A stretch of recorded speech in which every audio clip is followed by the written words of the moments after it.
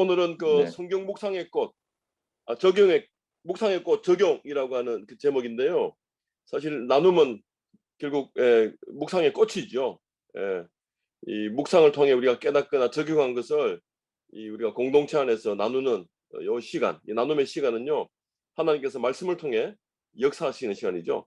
그래서 서로가 그 받은 은혜를 이렇게 고백하는 시간이고, 하나님을 찬양하는 시간이고, 또 공동체와 함께 하나님을 더욱더 알아가는, 깊이 경험하는 그 시간이기 때문에 결국 그 시간을 통해서 우리는 온전한 그리스도인으로 이렇게 성장해가죠. 그래서 제가 항상 반복해서 하는 말이지만은, 읽고 일어서서 이어가는 사람, 익어가는 사람, 익어가는 사람.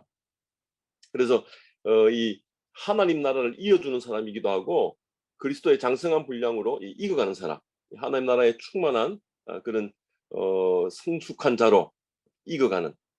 그래서 이 관찰, 해석, 적용이라고 하는 우리 세 가지 카테고리를 아시죠? 그래서 거기다가 나눔, 관찰, 묵상, 적용, 관찰, 해석 혹은 관찰, 묵상, 적용, 나눔. 결국 나눔을 통해서, 여기는 말씀의 나눔, 삶의 나눔, 기도 나눔.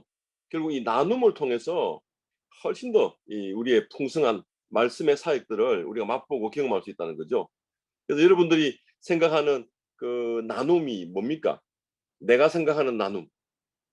한번 10초 드릴 테니까 한번 생각해 보세요. 내가 생각하는 나눔이란 틀을 날카롭게 하듯이 이 묵상하는 사람이 서로를 빛나게 하는 거죠. 예. 말씀으로 나도 빛나고 너도 빛나게 하는. 그래서 공동체가 빛나는 시간이죠. 결국은 그 빛이라고 하는 건 뭐예요? 예수님의 그 사기잖아요. 빛과 소금이 되라는. 예. 그래서 그 교회가, 그 사람이 그곳에 있다는 것만으로도, 존재만으로도 그 지역이 밝아지는, 내가 속한 공동체가 밝아지는, 나도 빛나고 너도 빛나는 사역인데, 사실은 너도 빛바래고 빛바랜, 나도 빛바랜, 이 빛바랜 사역이 아니죠. 빛내는 사역이죠. 그래서 이 읽고 해석하는 것은 혹시 그 식물의 성장이 영양 성장이 있고 이게 생식 성장이 이 두 가지가 있다고 하는 사실 혹시 아시나요? 이게 그 나무는 특별히 그 두 가지 생장을 합니다. 이 조건만 주어지면 무조건 이 뿌리도 가지도 이렇게 자라죠. 상황만 딱 주어지면 그걸 이제 그 뭡니까? 제1 본능이라고 이야기하죠. 이걸 영양 생장이라 하거든요. 두 번째, 제2 본능이라 할 수 있는 것은 이 생식 성장이라는데, 꽃 피우고 열매 맺는 것을 이야기해요. 이 돌봄이 필요하죠. 그래서 읽고 해석하는 것이 영양 성장이라고 하면, 조건만 주어지면 뿌리 내리고 가지도 자라고 이렇게 하는 것처럼, 이 본능적인 영양 성장이라면, 이 적용은, 적용과 나눔은 열매죠. 생식 성장이죠. 반드시 꽃이 펴야 열매를 맺죠. 물론 그 간혹 뭡니까? 꽃 없이도 열매 맺는 과일이 있죠. 그 무화과라고 하는 한자말이 바로 그거잖아요. 꽃 없이 열매 맺는 과일, 나무라 해서 무화과라고 하잖아요. 우리나라에서 그 뭐 연안 박지원 책의 조선 정조 때 그 열하일기에 그 무화과란 꽃 없이 열매 맺는 것이기 때문에 지어진 이름이라고 그게 나오는데, 예, 결국은 이 어, 적용, 이 성장을 통해서 꽃 피우고 열매 맺는 이 생직 성장을 통해서 우리가 나눔과 적용을 좀 뭡니까 연결해서 생각할 수 있죠. 근데 사실 나눔이 녹록치가 않아요. 그 여러분 강의 안에 보시면 묵상 나눔의 어려움 네 가지가 나와 있죠. 이게 우리 그 나눔 공동체, 묵상 공동체, 우리 교회 공동체의 건강성을 확인할 수 있는 좋은 척도입니다. 우리 모임은, 우리 교회는 나눔 자체가 어렵다. 여러분 건강성을 한번 점검해 봐야 돼요. 사실 모임 결성 자체가 이 지속하는 것 자체가 시작하기도 어렵고, 이 지속하기도 어렵다는 거죠. 근데 이 하나님과의 그 관계를 지속하기 위해서 또 이런 그 뭡니까 성숙된 삶을 연습하기 위해서, 훈련하기 위해서 이 시간과 장소를 정해야 되듯이, 이 공동체와 말씀으로 연결된 이 관계를 위해서도 이 나눔 모임 참여에 일단 여러분들이 그 시간을 내야 돼요. 이건 뭡니까? 헌신이 필요해요. 이 나눔 모임을 위해서 이 시간을 따로 떼놔야 돼요. 두 번째 어려움이 무엇입니까? 이 대화의 불균형이죠. 흔히들 모임 가면 말하는 사람만 말하고 또 그 분위기가 계속 방치되면 예, 그 뭡니까 들을 수밖에 없는 사람이 피곤하죠. 계속 그러니까 그런 분위기 계속 말하는 사람만 말하고 말하지 못하는 사람은 뭐 듣기만은 그런 그 분위기가 고착화 될 수 있는 그런 것 때문에 그래서 어떤 경우에는 또 뭡니까 표현하지 못하지만은 묵상 나눔 시간이 때로는 또 인내하면 들어야 하는 그런 시간이기도 한데 이 시간이 곤욕의 시간이 돼서는 안 되거든요.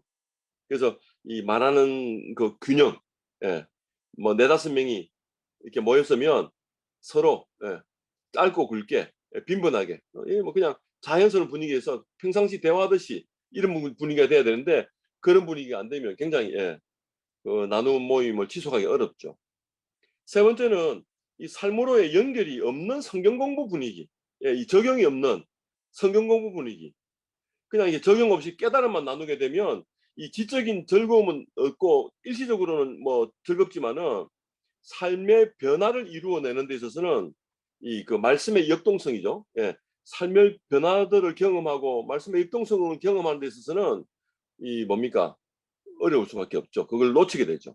그래서 이 성경 공부로 가는 것을 유념해야 돼요. 우리가 묵상할 때도 묵상하는 시간을 최소한 30분 이상 넘기지 마라. 1시간 이상 넘기지 마라 하는 이유도 2, 30분 이상 넘기지 마라.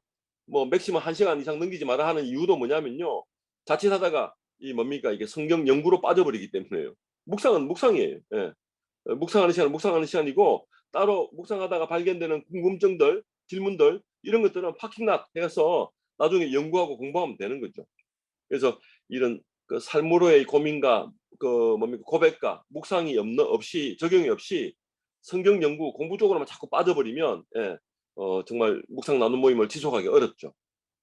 그래서 이 말씀이 오늘 본문이 내 삶에 어떤 연관성이 있었는지 한번 연결해 보는 거예요. 연결하고 또 이 연결된 이야기를 사소하지만 이렇게 나눌 수 있는 그런 자리가 사실 굉장히 도전이 되죠. 사실 그래서 신앙생활 처음 하는 사람이나 오래된 성도나 서로에게 도움을 받아요. 신앙생활 처음 하는 사람들의 질문이나 그 따뜻한 산뜻한 그런 고백들을 보면요. 신앙생활 오래 한 분들이 굉장히 은혜가 많이 되죠. 도전이 많이 되죠. 또 연륜이 깊은 신앙생활 하신 분들의 그 고백들을 들으면요. 정말 깊이가 달라요. 신앙생활을 이제 갓 시작한 사람들에게도 굉장히 그 위로와 도전과 격려가 되는 거죠. 그래서 피차 굉장히 그런 역동적인 말씀을 풍성하게 경험할 수 있는 거죠. 네 번째, 그 밖에 문제예요. 일단은 성실하지 못한 묵상. 내가 매일매일 묵상하지 않기 때문에 묵상 참여가 쉽지 않죠. 꾸준히, 사실 꾸준히 묵상을 못했다 하더라도 내가 묵상을 잘했기 때문에 참여하는 게 아니고 묵상을 더 잘하기 위해서 나눔에 참여하는 것을이라는 사실을 알아야 되거든요.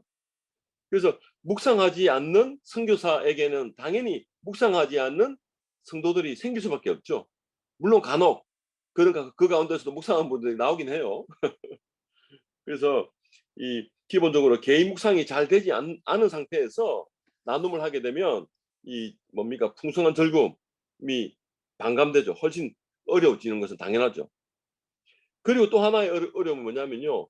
서로 친밀하지 못해요. 친밀하지 못한 관계, 또 신뢰하지 못한 관계가 되기 때문에 이 나눔이 어려워요.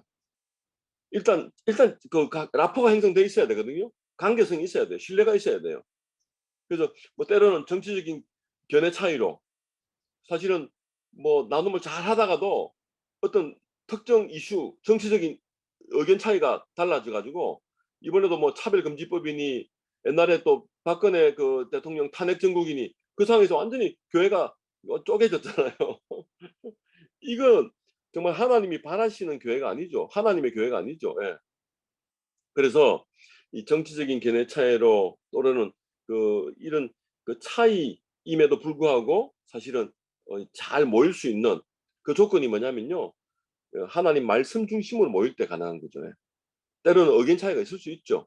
삶의 배경이나 자라온 경험의 차이 때문에 어떤 그 뭡니까 본문을 동일하게 읽으면서도 그들이 경험했던 각자가 경험했던 그 세계관에 기반해서 대화를 하기 때문에 의견 차이가 있을 수 있죠. 근데 이 시간이 가면 이 모두가 다른 세계관을 갖고 있는 사람들이 성경이 가르치는 세계관으로 모이게 되죠. 이게 나눔의 가장 중요한 유익이죠.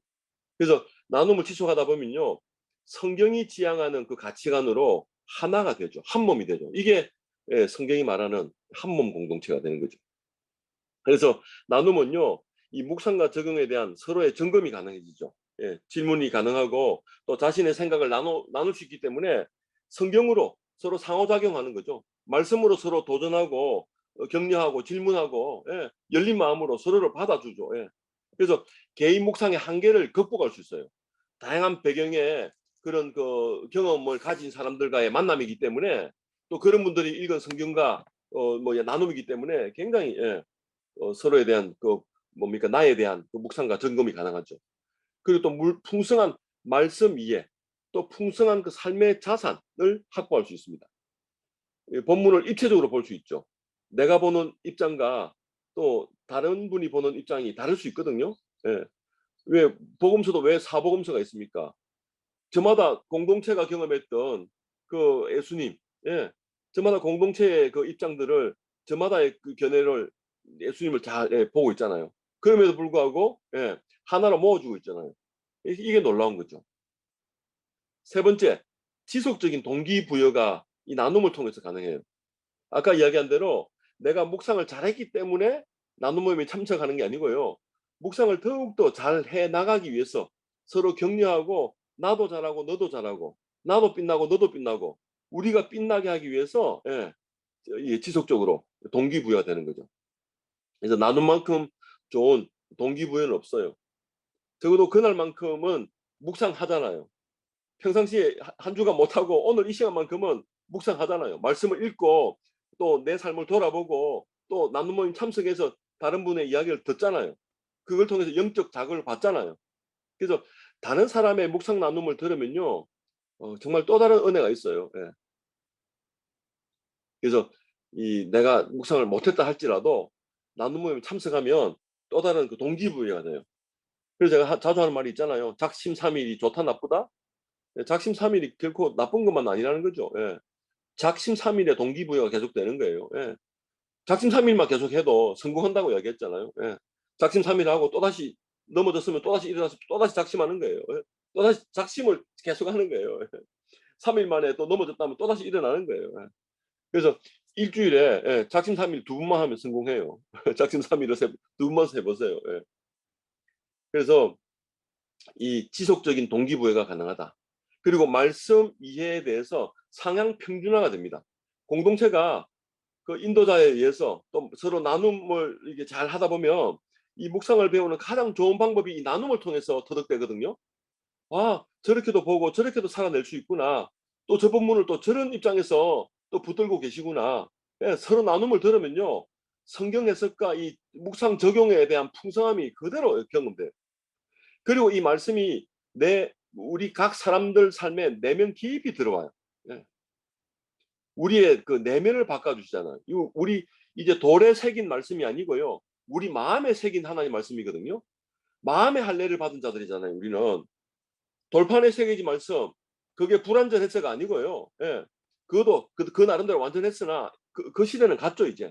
그것을 이제 완전히 성취하고 우리 마음판에 하나님 말씀을 새겨주신 그 예수님으로 인해서 말씀이 점점점 내면화되는 거예요. 전인격적인 예수 그리스도의 전인격적인 사귐과 만남과 그 경험들을 나누는 그 자리에서 말씀이 점점점 내면화되는 거죠. 이 복습도 되고요. 이 나눔에 참여하면서 이 스스로가 복습이 되는 거예요. 다시 한 번 더 그 말씀 되뇌이게 되고 동일한 말씀, 동일한 본문을 여러 사람이 반복해서 이야기를 하고 되뇌이고 있기 때문에 굉장히 그 본문이 오랫동안 그러니까 마치 그 조각 칼처럼 마음에 한 땀 한 땀 새겨져요. 밑줄 긋게 되고요. 동그라미 하게 되고요. 그래서 그 옛날에 그 뭡니까 EBS에서 나왔나요? 그 학습 효율의 피라미드라 해가지고 강의를 들었을 때는 5%밖에 기억이 안 난대요. 근데 읽을 때는 10% 기억난대요. 근데 시청각 수업을 경험하고 난 뒤에는 듣고 보고 시청각으로 할 때는 한 20%가 기억이 계속 남는데요. 근데 시범 강의를 보면 시범 강의를 보면은 한 30%가 기억이 된대요. 근데 집단 토의 이렇게 나눔하는 자리 집단 토의를 하게 되면 50% 기억이 남대요. 근데 실제 해보는 거 실제 내가 해보면 75%가 기억이 된대요. 근데 서로 설명을 하면요, 90%가 오늘 본문에 대해서 또 내가 살아내는 삶에 대해서 서로 이렇게 설명하고 나누면요, 90% 기억에 남는데요. 이게 바로 학습 효율성의 피라미드거든요. 그래서 이 자신이 직접 말한 것은요, 90% 동안, 90% 정도로 기억에 남아요. 그래서 이 말씀의 내면화에 아주 나눔이 굉장히 유익하다는 거죠. 그 다음 두 번째 보시면 나눔의 순서가 있어요. 순서와 방법. 일단 모임 전에 기도하십시오. 기도로 준비해야 됩니다. 그리고 시작할 때도, 모임을 시작할 때도 기도를 하십시오. 그리고 찬송하십시오. 그리고 성경을 읽으십시오. 우리가 방금 했던 것, 우리가 방금 매주 새벽 예배마다 하는 순서죠. 예. 준비 기도하고 또 기도로 시작하고 찬송하고 성경 읽고, 그리고 지금 계속 우리 오늘 10주차인데 이 자신이 묵상한 것을 나누죠. 자신이 또 묵상했던 것을 정리하는 시간을 잠시 가져야 돼요. 나눔하면서도 가지고 잠깐 한 2, 3분간 자신이 묵상했다 할지라도 이 나눔 시간을 통해서 한 1, 2분간, 2, 3분간 다시 한번 정리합니다. 그리고 오늘 나눔할 것을 준비하는 거죠. 그리고 함께 적용한 것을 나누죠. 그리고 기도 제목들을 나누고 함께 기도하고 정리하는 거죠. 이게 이제 교제죠. 그래서 이 나눔 이후에 이 기도 제목을 나누고, 사실은 이 나눔 이후에 밥상 교제하는 것은 굉장히 유익합니다. 여러분들이 이제 선교 현지에서 우리 그런 성도들과의 만남이 있을 텐데, 나눔 이후에 우리 흔히 그런 말 있잖아요. 예배의 완성은 밥상이다.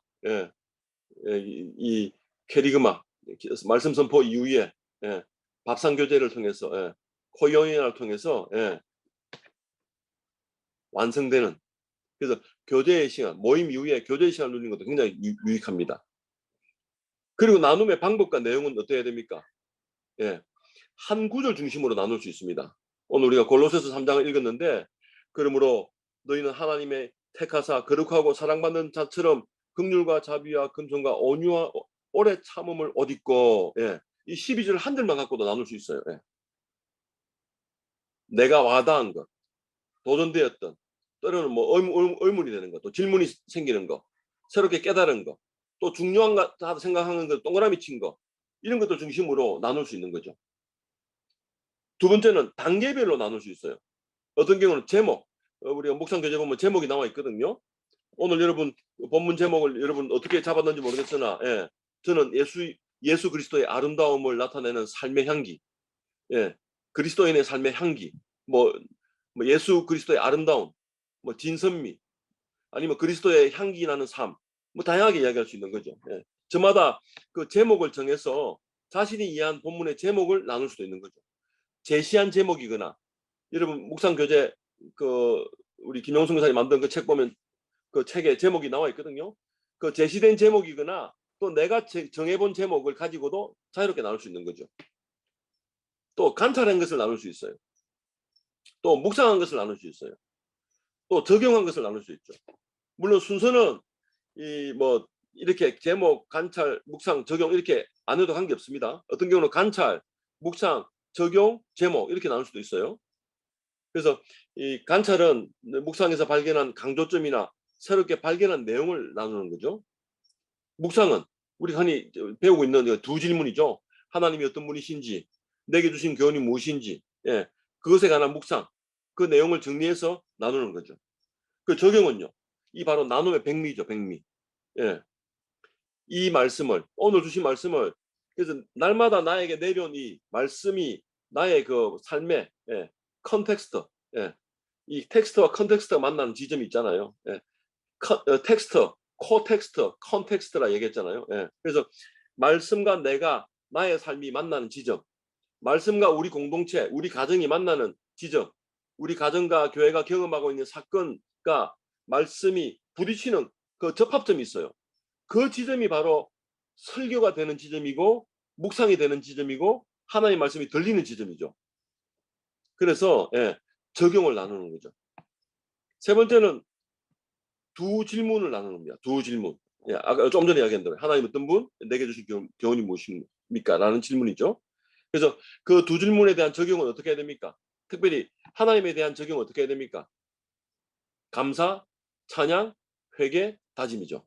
하나님이 어떤 분이신지 말씀을 통해서 찾았으면 그걸 통해서 내 삶을 점검하고 돌아봅니다. 과거, 현재, 미래를 확인하고, 예, 감사, 찬양, 회개, 다짐이라고 하는 키워드를 가지고, 예, 여러분들이 적용할 수 있는 거죠. 그리고 문단별로 나눌 수 있죠. 오늘 특별히 두 문단으로 나눈다면 여러분 오늘 본문에서 어떻게 이야기하겠습니까? 12절부터 굳이 12절부터 17절까지 한 문단으로 이야기할 수 있어요. 근데 굳이 나눈다면 12절부터 14절 한 문장을 끊을 수 있죠. 그리고 15절부터 예, 또 나머지 17절 한 문단을 끊을 수 있죠. 12절 14절은 어떤 말씀입니까? 그러므로 예, 그러므로 이 뭐 자주 나오는 사도 바울의 편지에서 자주 나오는 접속 부사죠. 이 접속 부사는 뭡니까? 이 앞에 특별히 3장 1절에도 그러므로 3장 5절에도 그러므로 3장 12절에도 그러므로 나오잖아요. 특별히 3장 1절에 나오는 그러므로는요. 3장 1절부터 4절까지가 이 골로새서 1장 2장과 3장 4장을 구분하는 하나의 경첩 같은 본문이죠. 단락이죠.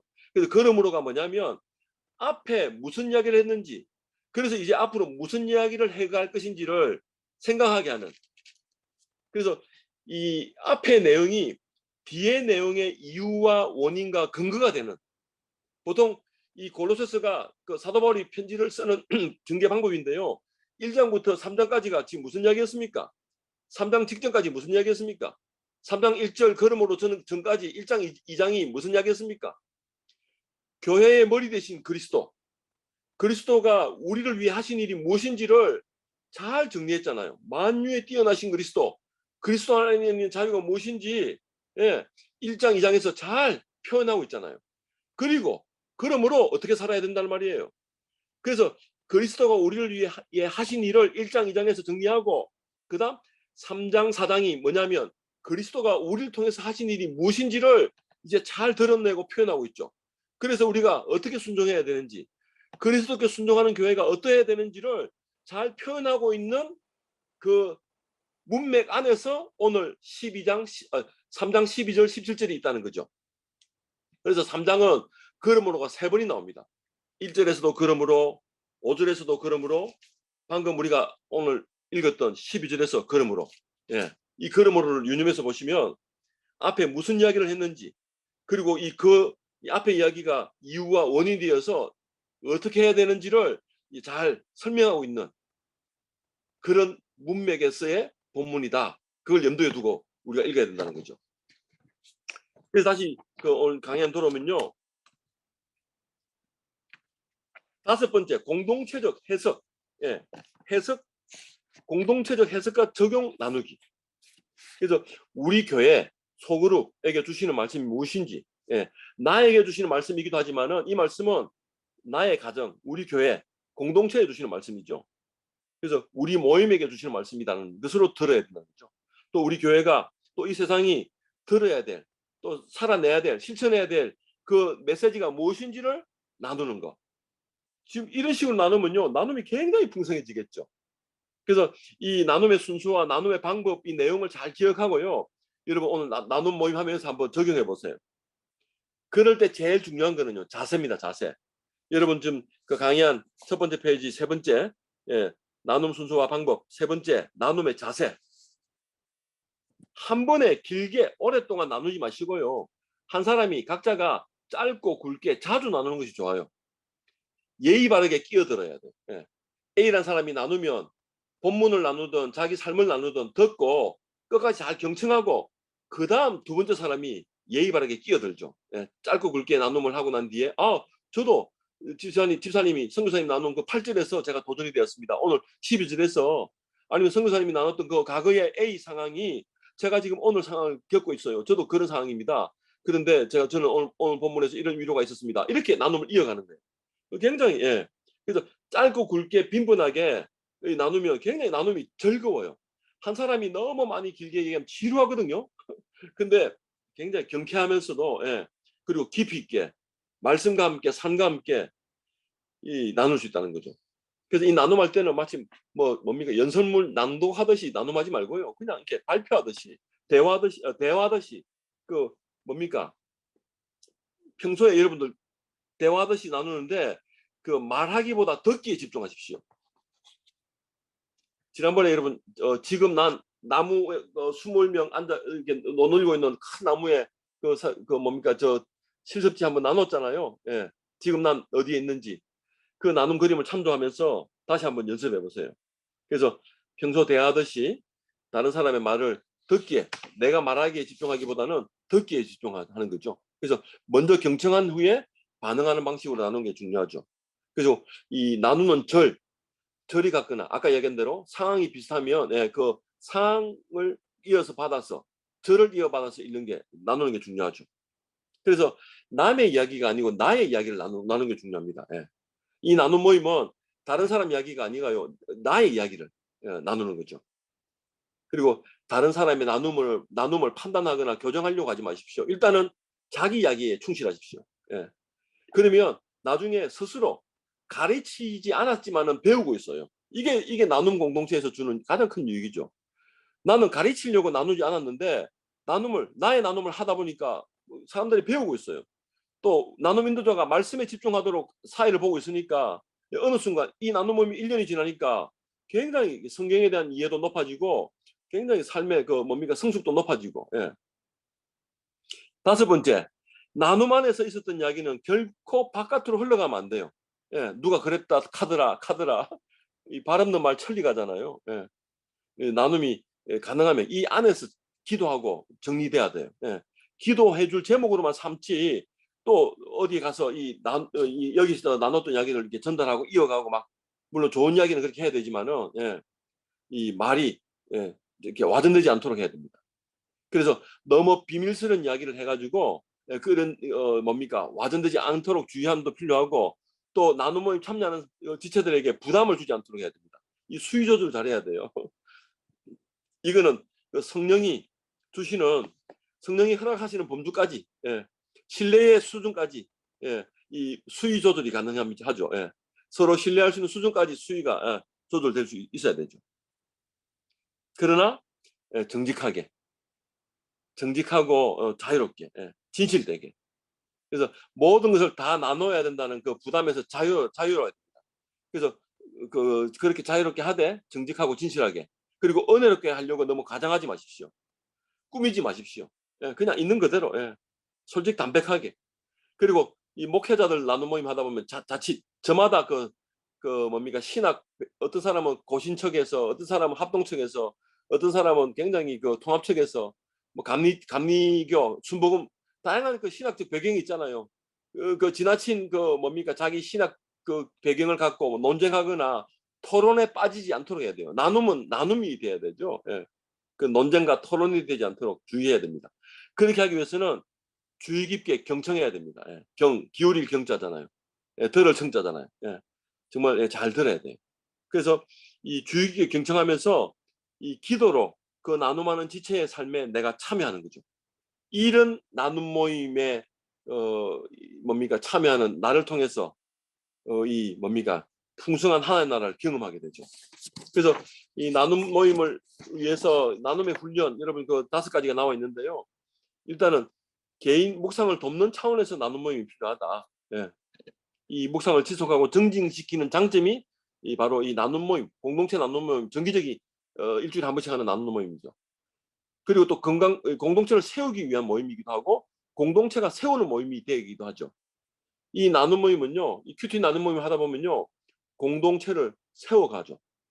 또 공동체가 세워가는 모임이 되기도 해요. 또 건강한 공동체를 세우기 위해서 이 교회의 핵심 요소가 뭡니까?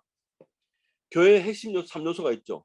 캐리그마, 코이오니아, 디아코니아, 말씀과 사귐과 섬김이죠. 이 교회의 3요소죠. 핵심 요소죠. 말씀이 선포되고 그 말씀을 통해서 전도와 양육이, 예배와 양육이 계속 이어지죠. 하나님과 사귐이 이어지죠. 그리고 성도들과의 사귐이 이어지죠. 그리고 예배의 말씀 선포 이후에 예배의 완성은 밥상교제라고 이야기했잖아요. 교제가 풍성해져야 되죠.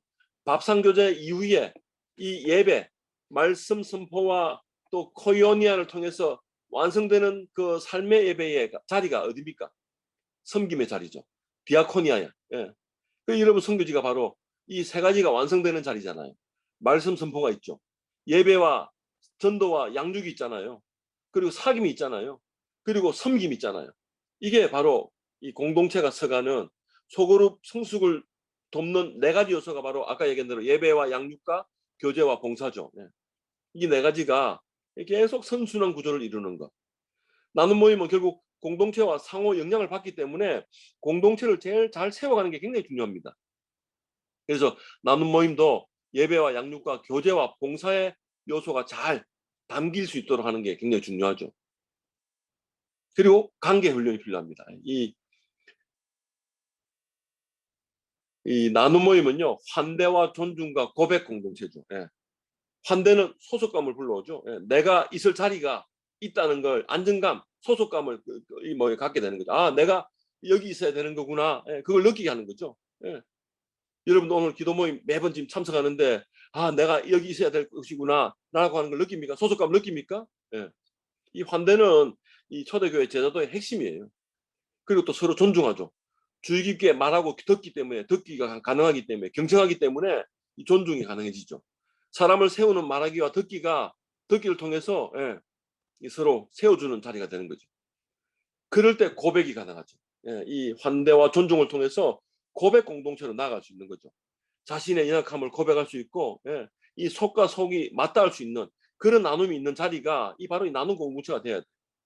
그러나 아까 얘기한 대로 관계의 수위에 따라서 나눔의 수위도, 고백의 수위도 달라져야 돼요. 이게 아까 얘기한 대로 신뢰의 수위, 관계의 수위가 곧 나눔의 수위다. 이게 바로 공동체의 건강성을 나타낸다.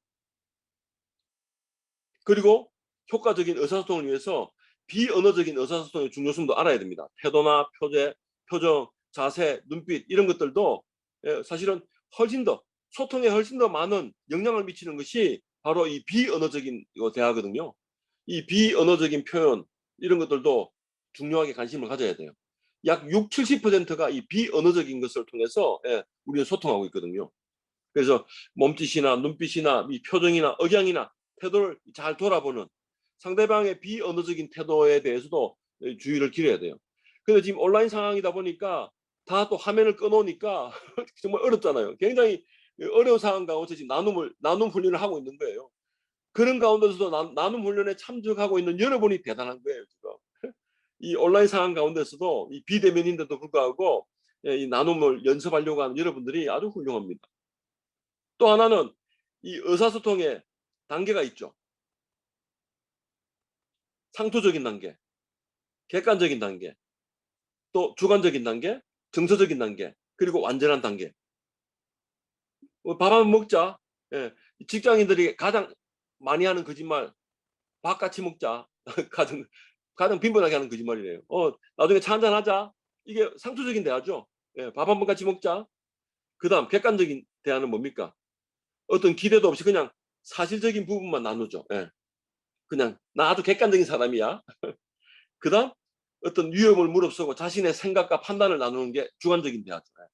사실 여러분 주관적인 대화까지는 가능할 거예요. 여러분들은 선교사님들끼리이기 때문에. 근데 솔직하고 4단계 정서적인 대화, 솔직하고 열린 마음으로 자신의 그 감정과 뭡니까? 자신의 어떤 어려움들, 또 자신의 어떤 기쁨들 이런 걸 또 갈등을 경험했던 것들 이런 걸 솔직하게 나눌 수 있을 때 서로의 차이를 알아갈 수 있는 진정한 나눔 공동체가 되는 거예요. 이게 바로 다름과 차이를 알아가는 거죠.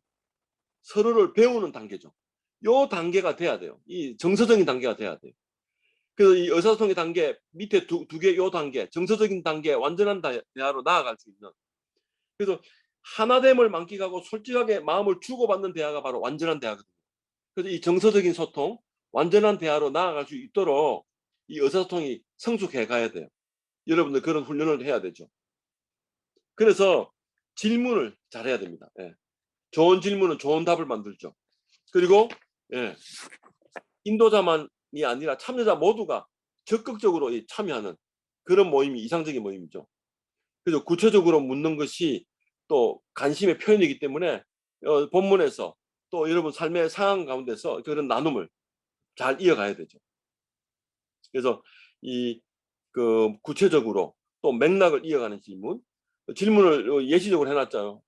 도입 질문, 관찰 질문, 묵상 질문, 적용 질문, 확인 질문, 또 뭐 추가 질문, 공감 질문 해놨는데, 도입 질문은 뭐 그냥 일반적인 이야기죠. 한 주 어떻게 지내셨는지, 뭐 감사한 일, 최근에 있었던 이야기, 뭐 자연스럽게 뭐 삶을 나누는 거예요. 그리고 관찰 질문이 뭐예요? 오늘 본문에 관한 새롭게 발견한 것들을 나누는 거죠. 반복되는 단어나 비교되는 것이 있다면, 대조되는 것이 있다면 뭔지. 그리고 묵상 질문이죠. 하나님 어떤 분이신지, 또 이 구절의 의미가 무엇인지, 내게 주신 교훈이 무엇인지. 또 적용 질문이 뭐예요? 마음에 와닿았던 부분이 뭔지, 그것이 왜 그렇게 마음 와닿았는지, 그게 적용 질문이죠. 그리고 그 말씀을 통해서 이제 확인하는 거죠. 말씀하신 내용이 이게 맞는지 서로, 특히 인도자가 그렇게 확인하고 추가적으로 그래서 어떻게 됐는지, 정말 그렇게 되면 좋겠다, 공감하는 질문. 정말 그렇게 힘들었군요. 저도 그런 비슷한 상황이 있었습니다. 그렇게 공감하면서. 그래서 경청과 공감은 최고의 나눔을 뭡니까 이어가게 하는 하나의 주제죠. 좋은 주제죠. 경청과 공감. 그래서 요거 네 가지는 꼭 좀 참고해서 다시 한번 생각해 보시고요. 오늘 본문 한번 들어가 볼게요. 오늘 본문 한번 보십시오, 여러분. 좋은 나눔 인도자가 되려면 그 세 가지 여러분들 따로 한번 좀 읽어보시고요.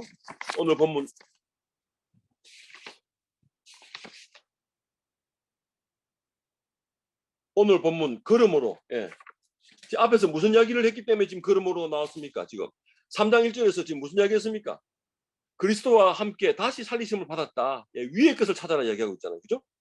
다시 살리심. 이게 뭡니까? 이제 믿은 이후에 지위가 달라졌다는 거죠. 다시 살리심을 받은 자다. 그래서 그리스도 안에 있는 우리는 먼저 3절에 보니까 1장 3장 3절에 보십시오. 너희가 죽었고 너희 생명이 그리스도와 함께 하나님 안에 감추어졌다. 그리고 이 그리스도와 함께 1절에 일으키심을 받았다는 거죠. 살리심 받았다는 거죠. 또 9절 10절 한번 보십시오. 오늘 12절 읽었는데 12절 그 직전에 9절 10절을 보면 새 사람을 입었다고 이야기하죠. 특별히 너희가 거짓말 하지 말라. 옛 사람의 행위를 벗어버리고 새 사람을 입었으니 바로 하나님의 형상을 따라 또 하나님을 아는 지식에까지 새롭게 지음을 입은 자라는 거죠. 그렇기 때문에 12절 뭐라고 이야기합니까? 택하사 하나님 우리를 택하셨다는 거죠. 거룩하고 사랑받은 자처럼 신분에 걸맞는 자처럼 살아야 된다. 하나님의 긍휼과 자비와 겸손과 온유와 오래 참음을 옷 입어라.